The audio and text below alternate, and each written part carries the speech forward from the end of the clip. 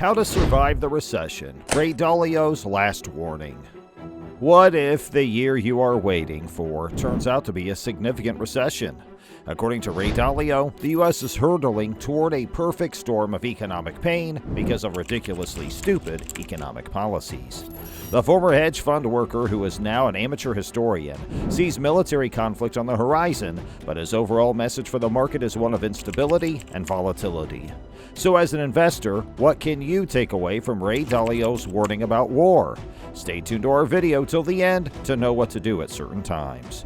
It's never easy to know how to take market experts' predictions of armed confrontation, which have been increasingly common since Vladimir Putin invaded Ukraine earlier this year. Most investors, we suppose, struggle to get to this level of research, but some can predict and price the risk of conflict. This is understandable. If conflict breaks out in our neighborhood, or, God forbid, a nuclear attack is launched, return profiles will be the last thing on most investors' minds.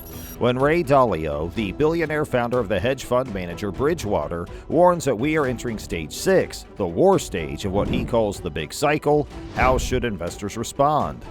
To be clear, when we say we believe we are on the verge of civil and/or international conflict, we are not saying we will inevitably enter them or that if we do, it will happen very soon. Dalio writes in a LinkedIn post, "This is what we mean. If events continue as they usually do, there is a dangerously high possibility that we will be in at least one of these wars, if not both, in around 5 years, give or take about 3 with the maximum risk point in 2025 to 26. So is it time to sell your consumer equities and invest in defense and steel companies?" Dalio, the financial legend turned amateur historian, has no idea, and neither does the column. But there is something to be gleaned from his examination of a surprising convergence of events that will shape the next few years. Dalio's big cycle is based on his research on previous market cycles, especially focusing on the last couple of centuries but also extending back further in time. Following a major conflict, a new world order is constructed, new leadership centralizes power, debts are forgiven or reformed, and wealth disparities are closed. The second stage is the cementing of this new system, and the third stage is peace and prosperity.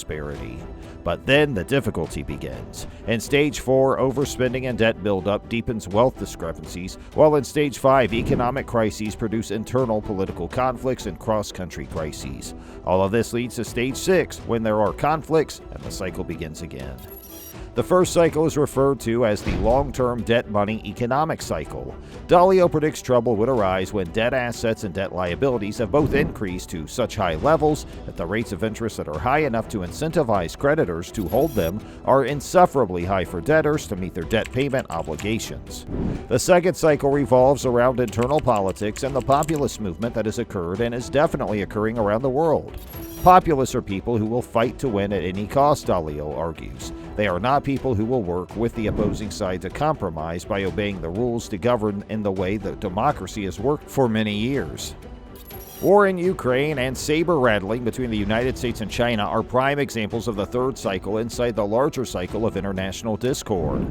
According to Dalio, economic conflicts usually come before military conflicts, but the latter is pure poison for investors because they have historically included market closures, asset seizures, price controls, and, for the losers, the near-total wipeout of wealth.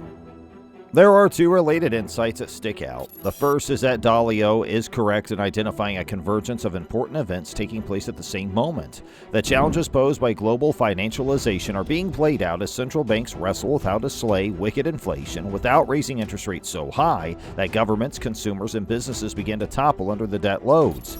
However, investors should be ready for volatility and think about ways to add robustness and optionality to the portfolio to weather bad periods.